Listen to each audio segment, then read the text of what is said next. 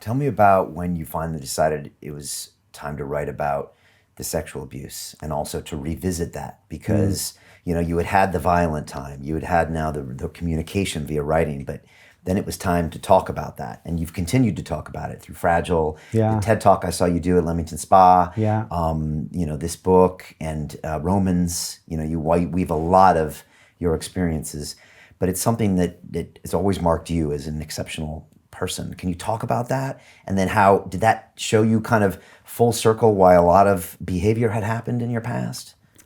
I realised when I started to tip into the Budo end of martial arts, when I got to a senior grade and I started teaching and tipped into the Budo end. What is the Budo? The Budo is the esoteric end of martial arts. So you've got the martial part of it and then you've got the art part. So the martial is the physical, what works. It's the stuff you take to war. And the Budo is when you fall into the spiritual end of martial arts. And all senior people eventually tip into it, or they should tip into it. And that's when the training stops becoming explicate and it starts to become implicate. It stops being out there, it starts being in here. So we recognise that this is the projector, this is where the film is, the cognitions, this is where all the filters are. If the world isn't looking right, then I've just got to change the filters. It's no good me rolling my sleeves up and trying to change the world. I've got to change myself. And it's literal. You start to change yourself and the world around you is affected by that. So you fall into other realms, you fall into completely different realms. So when I started to work on that, I realised that my view was broadening, but it was still restricted. I still felt insecure, I still felt jealous, psychotically jealous. I still felt like I could trip violently very easy. I could easily have a judo flashback and drop someone on the head, because when it went, and I knew I needed to work on that. So I knew there was something in me that was calling me that needed to be regenerated, transformed, but I was scared to look at it. Because to transform it, I've got to absorb 99% of it. And I do that through the writing. So the writing then started to become my martial art. What we're doing now, this talking, when someone said to me the other day, what does your martial arts look like now? I said, it looks like this. This is it now.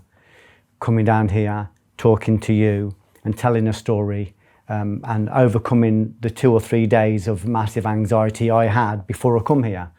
Not because I'm afraid I'm not going to be treated well. I'm always treated beautifully, but the part of me that doesn't want to be exposed, that doesn't want to be transformed, that doesn't want to be a burnt sacrifice, doesn't want me to come here. Even though you've put all this out there so many times, it's still challenging for you because there's unknown bits that you might unlock that part of your subconscious or conscious says, I'd rather not do that. Or if I'm going to do it, I got to prepare for battle. Yeah. Okay. Every time, if I go and do something and I get a massive resistance, I know there's a huge conversion on the way. I know there's a conversion on the way. I know that there's something that needs to be converted. So that negativity that rises up in me, that resistance that most people listen to, I look at it and I see that is oil for the lamp. That is literally going to be consumed in the volition of this interview. And because it's full of truth, because it's full of direct honesty, it will talk to people at whatever level they're at, wherever they are in the room, it will sit above the room. So it will talk to somebody that's heavily into the exegesis of, the different religions, but it will also talk to somebody that's just struggling to get out of bed in the morning because of depression. Because it will say to those, it's okay, that stuff that you're running away from, that's your fuel. You've got to master that. You've got to get control of that.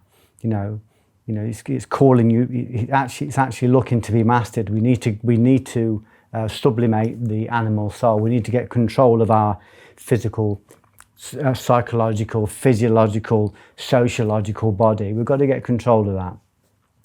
So it will speak to people because it's coming from a place of truth. So the Budo for me was really about the writing and sitting on the truth. And I think I said to you outside when I was working with Orlando, he was amazing because he invited us to his house and I went and sat with him. I didn't want to go. I thought I'll go and do an hour with him, an hour and a half. We're going to go over the script. Why didn't you want to go? Because I knew he was going to bring stuff out. Because he's a consummate professional. Because the script of Romans is very autobiographical. It's autobiographical. you're reliving things that happened to you in Yeah. such detail that we know it's true. Specifically about the post-abuse. Right. You know, after someone abuses you, that's not the end of it. You know, I had a parasite in me. I was partly possessed by the stain of this person. So I would sexually self-abuse. Now that was a secret for many, many years. No one even knew about it. I didn't even know it was a secret. It was just something I did. No one knew about it. And the only way I was going to clear that was to write about it.